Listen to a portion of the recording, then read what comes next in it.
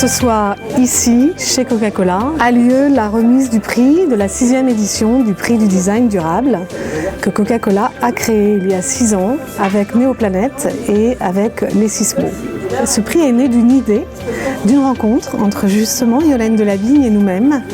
Et nous nous sommes interrogés sur ce qui pourrait être une bonne idée pour concilier le geste de recyclage, le tri des emballages, et puis le design, l'inspiration, la poésie, la beauté et aussi la jeunesse. Je peux vous dire que chaque année, je suis vraiment très impressionné par d'abord cette jeunesse qui veut innover, qui veut créer des choses, qui veut faire avancer, qui veut faire bouger les lignes et qui arrive avec des idées parfois simples, mais qui ont une portée environnementale, une portée sociale extrêmement importante.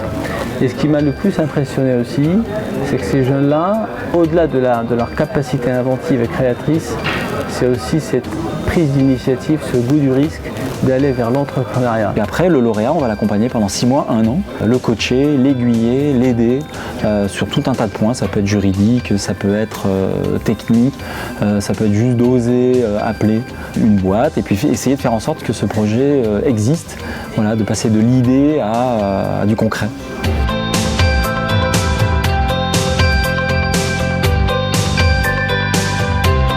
Et il y a aussi une belle idée de générosité dans les projets.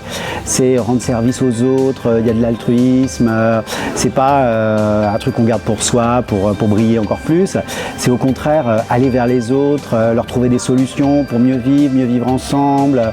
Donc ça s'inscrit vraiment dans cette tendance générale de coopératif, collectif, collaboratif. On est vraiment dans ces valeurs-là.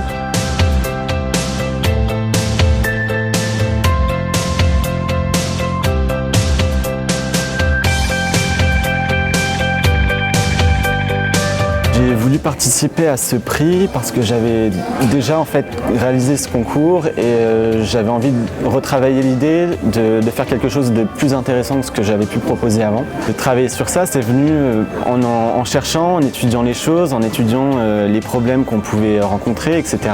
Et il s'avérait que j'ai trouvé cette étude qui montrait un problème, les désodorisants d'intérieur. L'utilisation de certains matériaux, de certains process techniques sont très importantes, à la fois pour sa durée de vie et à la fois pour l'impact qu'il aura justement sur l'environnement. J'ai souhaité participer au concours le prix du design durable Coca-Cola parce que je trouvais que c'était une vraie opportunité en termes de visibilité et puis aussi en termes d'expérience avec ce système d'accompagnement suite à la remise du prix. Je me suis dit que ça pouvait être une vraie opportunité et puis je voulais aussi présenter un projet qui me tenait à cœur. Dans ma sensibilité, je le sentais porteur et justement vecteur de changement. C'est la COP21 qui arrive.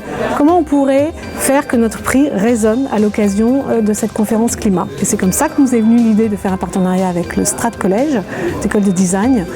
Nous allons donc demander à des étudiants de 3e année de réfléchir à cette idée, comment le design et le climat, comment le design et la recherche de protection de la planète peut avoir un sens, peut avoir un lien.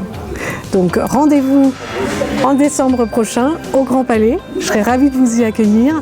On retrouvera les lauréats donc, de 3e année du Strat Collège et nous présenteront leurs projets pour l'avenir sur cette thématique du climat et du design.